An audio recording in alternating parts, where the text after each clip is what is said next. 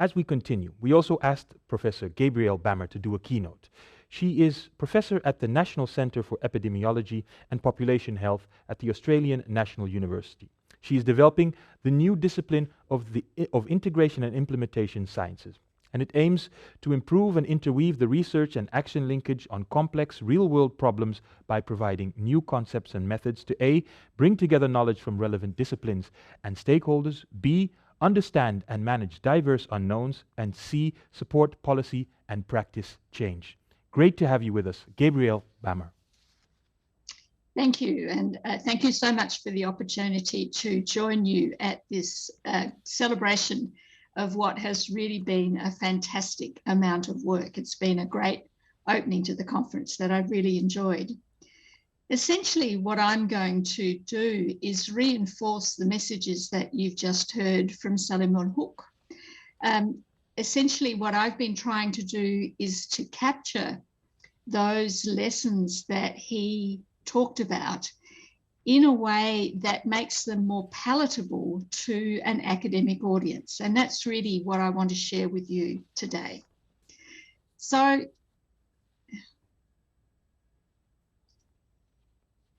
I'm going to talk about four things. I'm going to give you a bit of an introduction to integration and implementation sciences, which I've been working on for quite a long time. I'm going to talk about its relevance to research on deltas. I'm then going to move on to talk about key elements of complex problems and then finish with talking about expertise in integration and implementation sciences. So in essence, I'm arguing that what we need is a discipline, and that's what integration and implementation sciences sets out to be, that provides and develops concepts, methods and processes for dealing with complex societal and environmental problems.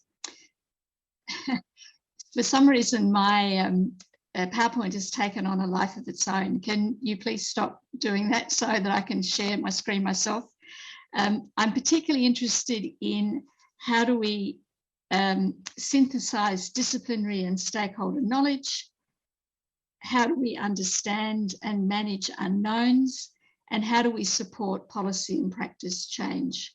So how do we bring together what we know and what we don't know so that we can more effectively use our research to help policymakers and practitioners to work with them, as Salim Ul-Hook said, to work with them effectively to make change happen. And to give you a graphic, this is the graphic that I'll use from now on. So it's about bringing together different kinds of knowledge. It's about understanding and managing diverse unknowns, and it's about policy and practice change. So the aim, oh man, this is going to drive me crazy if the slides keep going ahead of my talking. The aim of I2S is to underpin inter and transdisciplinary research, post-normal science, systems thinking, and so on. And I've given you an overview here of the different kinds of ways of tackling complex societal and environmental problems that integration and implementation sciences aims to underpin. And so what I'm arguing is that these areas, interdisciplinarity, transdisciplinarity, and so on, have systems thinking, action research, post-normal science. They're all trying to do the same thing. They have very strong overlaps, but currently there are no ways in which they can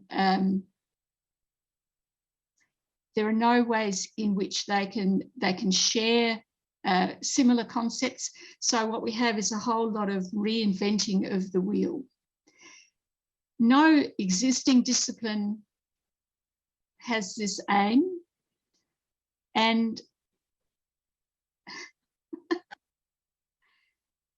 dear. No existing discipline has this aim, and so what I2S aims to do is to really provide that underpinning linkage between all these different ways that have been developed to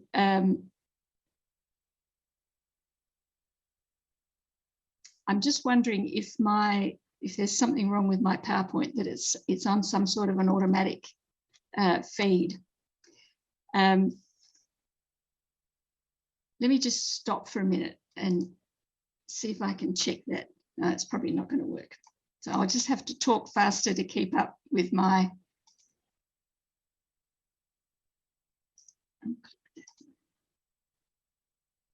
So I'm sorry about that. This is difficult. All right. So I2S is trying to provide a common linkage between a whole range of different perspectives that are trying to work together to work on complex societal and environmental problems. So if your research is on deltas is aiming to bring together knowledge from different disciplines and from stakeholders, if you're trying to deal with the unknown and if you're trying to support policy and practice change, then I2S sets out to help you. And what it aims to do is it aims to help you find what you need. It aims to help you find out what you don't know that you need. It aims to help you improve the quality of what you're trying to do. And it aims to be a conduit for sharing what you've learned. So not only what you've learned in Delta's research, but also in other kinds of research that you might have done. And Delta's research can be shared with people doing public health research or research on security. And you can also learn lessons from their research that can help you improve the concepts and methods that you use. So the aim is for I2S and Delta's research to thrive together. All right, so let me talk a little bit about, so having talked about it very generally, let me talk about, to get more specific. And I should say that I'm going to provide a lot of information.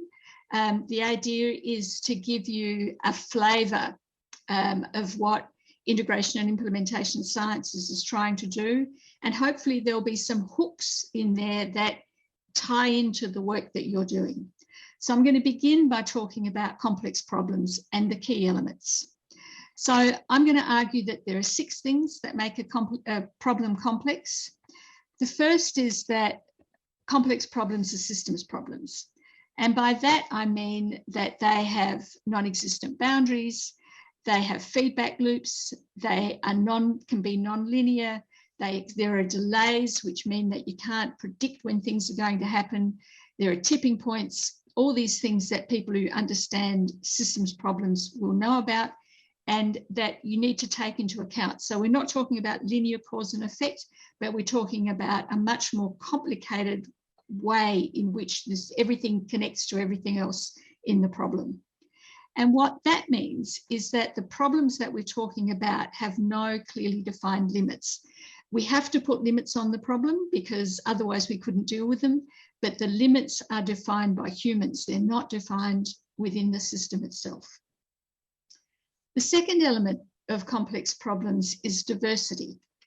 And what I mean by this is that what's relevant to understanding the problem are different disciplinary perspectives, different stakeholder perspectives, and then a whole range of things that make us who we are. So all our different values, our different interests, our different cultures, our different personalities, all of those things come into play when we're talking about complex problems. And what that means is that no problem has a very clear definition because each of us, depending on our discipline, depending on what kind of a stakeholder group we might be representing, depending on who we are, what our values are, will define the problem differently. The third thing that makes a problem complex is that it's changing all the time. And there are some things about change that are really important. So we all work in an environment that's changing all the time. Some of us might be working in an environment where there's major change. Some of us might be working in problems that are in a quiet backwater where there's not much going on, where we have a lot more time. That if we want things to stay the same, continuity and conservation also require effort, require work. The third thing about change that's important is that we have inbuilt inertia or resistance to change so that once something exists, it can be really hard to get rid of. The fourth thing is that change doesn't necessarily lead to improvement. Indeed, success is in the eye of the beholder. And finally, once you try to make change happen, the outcomes of your attempt to influence change are unpredictable. And what that means is that control is a necessary illusion, but it's also a dangerous one. So we have to believe that we're in control, but actually we're not. The fourth element of complexity is context. So by this, I mean the relevant historical, cultural, political, economic, and other circumstances in which the problem and the research exists. Who gives us authorization to do the research and to try to make change happen? And what are the institutional settings in which we're working, and how do they facilitate or make harder the kind of research that we're trying to do and the change that we're trying to make happen? And what the context means is that there are multiple constraints on what is feasible to do. The fifth element is the unknown. And I'm going to give you my favourite metaphor here, which is the island of knowledge in the ocean of unknowns. So imagine that unknowns are an infinite ocean, and that knowledge, what we know, is this island in that ocean. Think about the shoreline. So the more we know, the greater the shoreline gets. And the shoreline is what we know we don't know. So the more we know, the more we also become aware of what we don't know. Understanding the unknown is something we're not very good at, and it's something we need to get much better at. We need to understand that unknowns are infinite, as I've said, because we've got continuous innovation and research doesn't just take unknowns away, it always creates new ones as well. We've got irreducible unknowns, we've got limited methods for dealing with unknowns, and unknowns are also have benefits, so we don't want to get rid of them. So while unknowns are infinite, research capacity is finite, and so we will always have unknowns. It's also important to understand what we mean by unknowns. So if in this very simple matrix, there are 4 or 3 types of unknowns. There's what we know we don't know, our conscious ignorance in the top right-hand corner. There's what we don't know we know, our tacit knowledge. And there's what we don't know we don't know, the things that really can come and give us really nasty surprises. So multiple unknowns mean that we're ill-equipped to, there are multiple unknowns that we're ill-equipped to handle, and that can lead to surprises and adverse unintended consequences. And we have to be better at ameliorating those potential problems. So the final element of complexity is a result of all of the others, and that is imperfection. So because systems don't have boundaries, because we have to take so much diversity into account, because there's always change, because context matters, because there will always be unknowns, we can never get perfect answers. And what that means is that solutions to problems can only ever be partial and temporary. So there will always, as I've said, be some aspects of the problem that are unresolved, and there will always be some people who are unhappy with the decisions made. And so we can never have perfection.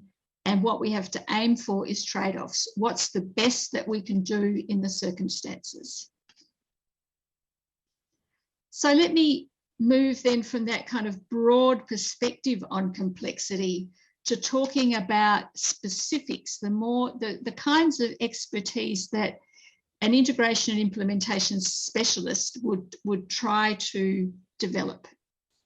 So there are 2 kinds of expertise that are relevant. And in all of these slides that follow, on the left-hand side of the slide, under the heading, I also provide references for anybody who's interested. And the PDF of the slides is available. I've sent it to the conference organisers, or you can also ask me for them. I'm very happy to share the references. So back to expertise. One kind of expertise that's important is contributory expertise, which is our ability to make a substantive contribution to concepts, methods, or processes for tackling complex problems. And this is about what we know, and know how to do things. The second kind of expertise, which I'm only going to mention briefly, is that we need to have the ability to understand disciplines, professional practices, and community experiences without having been trained in those professions and disciplines or having lived in those communities. That we need to be able to quickly cotton on to what's going on. And that involves, as Salimul said, a lot of talking to communities. So who should have this kind of expertise? So should everybody have it? I'd argue that that's probably unrealistic, and that what everybody should know is that this set of expertise exists and how to find people who've got it. And I'd argue that we need to have specialists who know how to do this kind of work, and those specialists would be the people who are trained in integration and implementation sciences. So what is this expertise? I'd suggest that there are 11 things that an integration and implementation sciences specialist needs to have: concepts, methods, and processes to address.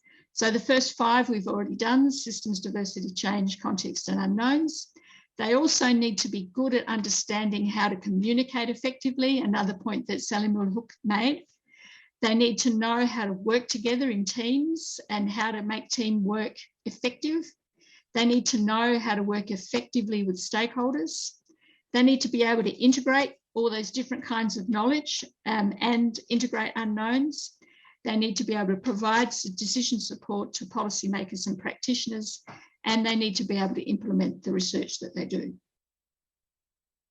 So I'm going to give you some examples very quickly of what this kind of expertise looks like. So, and I'm not going to go through each of the 11 topics. I'm going to have a few on some things and nothing on others. But I just want to give you a flavour of what this expertise looks like. So Laura Schmidt-Olabisi says, you know, the great thing about systems is that you can intervene anywhere in the system, and you don't have to be powerful to intervene in the system. Ordinary people can intervene in systems too. And so systems are actually a great method for empowerment. Shalaman Schwartz has developed this great way of understanding values. And when we want to think about diversity in values is one of the things that we have to understand. So he's developed this overview of values, which he argues works culturally for across the world. And he argues that there are these different values that are important for different of us. So for some of us, self-enhancement is important, so we're interested in power and achievement. For some of us, self-transcendence is important, so we're interested in benevolence and universalism and helping others. Some of us are open to change, so we're interested in stimulation. Some of us are very conservative, so we're interested in security and conformity and tradition. And this is a great way of starting to understand where value conflicts come from. And once you understand value conflicts, you're in a better position to be able to deal with them. The other interesting thing about diversity is that you need good facilitation skills to deal with it. And I want to show you this because it was a revelation to me, and I'm sure many of you have been in group meetings where you've had this experience of what's called the groan zone. So when a group gets together, a diverse group gets together, there's this initial excitement where everybody shares their views and you learn all these new things from people, and that's on the left-hand side of this graph. So the bit that's over here that looks like that. So you get this flowering of ideas, and it's very exciting. And then all of a sudden you have to pull all these ideas together and do something with them. And for that, you need that's when you enter the groan zone, and it's, oh my goodness, what are we going to do now? How are we going to put it together? How are we going to get to this other side of convergence of all these different ideas? And having some skills to do that is really important. Understanding the situation is important too. There's also some great work that's been done by Manala Farah from Egypt on how facilitation skills can improve leadership, and she works through a range of ways that facilitation and leadership can reinforce each other. There's some terrific work being done by David Lamb and a group from Germany about amplifying change. So I'm going to move on to change now. So once we've made change happen on a small scale, how do we amplify it? How do we make it larger? How do we expand its reach? And David and a group of people have come together and thought about different ways of doing this. So one way is to do the same thing longer or faster, do more of the same. The other is to do it in different contexts, in different ways. And the third is to really try and revolutionize things, to change rules and values. So there's some great work here that people can draw on.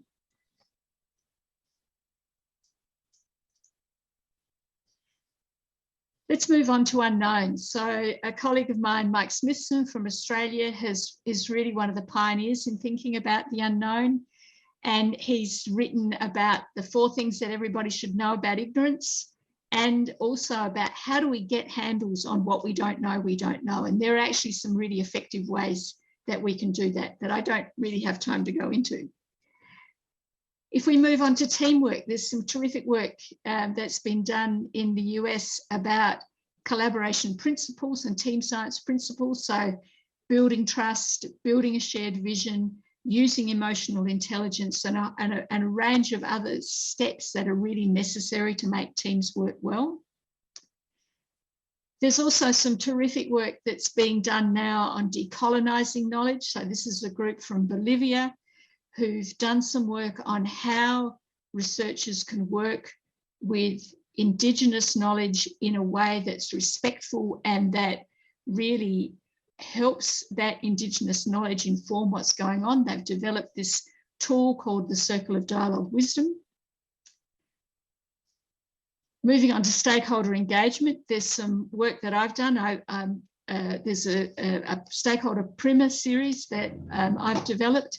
And as part of that, I've been thinking about what are the different options for working with stakeholders? Because while it might be ideal to co-create with them, that's not always possible. So what can we do if that's not possible? What other options are there?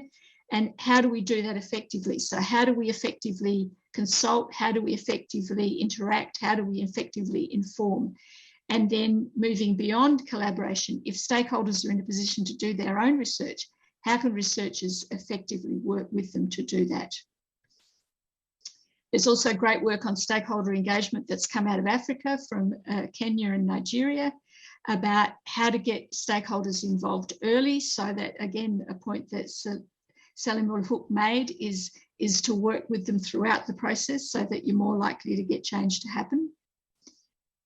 How do we make integration happen? So again, this is work that I've done about using dialogue methods to do research integration, and various kinds of dialogue methods and how they can be used. How do we implement research? So how can early career researchers work with policymakers, for example? I've lost a couple of slides. That's annoying. I must have hit the delete button. There were a couple of other slides about effective ways of doing research implementation. So let me come back to the point that I made earlier about the relevance to research on deltas. So if your research requires stakeholder engagement and integrating across disciplines, if it requires dealing with unknowns, if it requires trying to support policy and practice change, then integration and implementation sciences aims to help you find what you need, to find out what you don't know that you need, and to improve the quality of what you do, and to share what you've learned. And as I've said, ideally we can thrive together, and I hope that we can do that. If you're interested in finding out more, what I've presented comes from the 2 websites at the top. The first of those is a website with a bunch of resources that that we write and produce. Here's the Q&A, yeah? Sorry. The second is a blog, the Integration and Implementation Insights blog, i2insights.org, which is where people can contribute a whole lot of ideas. We have a LinkedIn group. We have a YouTube channel, which has a range of videos that show various of these techniques in action. We have a Twitter account where we tweet about new resources as we put them online. And finally, my email address, and I'd be delighted to interact with any of you who care to email. Thank you very much. Thank you so much, Gabrielle. I'm sorry for interrupting you at the end. That's all right. A lot to unpack. We have some questions on screen, and I'll just go to the first question. Should integration and implementation expertise be found in specific persons? In brackets, this is very demanding. Or should it be built in research institutions and projects in a more structural way? That's a really good question. So yes, you're right. For any one person to be able to do all of this is a lot. But at the moment, we expect everybody who's a researcher in this kind of area to be able to do it. And so it makes more sense to get some people to specialize in it. But it, as you say, it absolutely needs to have structural support. So people need to have these skills, but they need to be supported in contributing those skills to teams. Okay. Another question is, how would an ideal team look like to tackle research on a specific delta issue? For instance, subsiding deltas due to groundwater extraction. So my suggestion is that you would have the relevant disciplinary experts who know about the specific aspects of the problem. But you would also have one or more integration and implementation scientists who can help those disciplinary experts bring their knowledge together in a way that makes the whole greater than the sum of the parts, and who can help the interaction with stakeholders so that the stakeholder knowledge is appropriately brought into the valued and respected and brought to bear, that they can help think about what we don't know so that we're not only dealing with the unknowns that, so disciplines, if you like, are defined by the unknowns that they deal with. But problems come with different kinds of unknowns as well as the ones that the disciplines are interested in. So we have to be able to bring those other unknowns into the picture. Otherwise, we get unintended consequences and nasty surprises. And then you want to be able to help the team make a difference, right? You want all that research to support, inform policy and practice change. And so the integration and implementation sciences specialists should have the knowledge to help broker relationships with policymakers and practitioners throughout the project, if that's possible, but at least at the end when there are results to support policy and practice change with. So, and understanding the benefits of different ways of interacting. So in my suggestion would be that a team would have a range of diversity on it, and then somebody who knows how to bring all that diversity together. So that brings me to another question. I see a smile on your face. You've been pointing towards a lot of research, young people, older people, Africa, different continents, and they all have great suggestions. But I'm going to ask you very honestly and to be frank, with all your expertise, how do we get the actual policymakers and project coordinators to listen to what you suggest or what others suggest, and that those scientists or individuals that come up with new ideas to engage with stakeholders, that they write the report and it somehow disappears in the office, never to be found again? So I guess we have to value it for a start. And I think one of the impressive things about this project is the amount of effort that's gone into implementation. Somehow we think that if we pay researchers to do the research, the rest will somehow happen by magic, but of course it won't. You need to have concerted effort to make change happen, right? I guess the challenge is moving out of the honest broker research phase into a much more political action phase. And whose job is it to do that? I think what the wonderful work that Salimul talked about on climate change is a great example of that tension between being an honest broker and doing great research and really looking at the problem without fear or favour, and then trying to get policy and practice change to happen. There are no part of the reason why I stress imperfection is that there are no perfect answers. And If you're lucky, you'll be working on a problem when policymakers actually want to make something happen. If you're not lucky, you've got to convince them that you need to make change. And that's what we see with climate change all the time, right? And that's true for a lot of other problems too. So there are no perfect ways forward here, but we now have growing experience of researchers engaging with policymakers. And what I2S really tries to do is to capture that experience so that we can learn from it and not keep repeating over and over again. Thank you so much. And what I learned is that you never know what you don't know. That's a really important takeaway from what you said today. Thank you so much. That was Gabrielle Bammer. We will be going to a short break and we'll be back with more. See you later.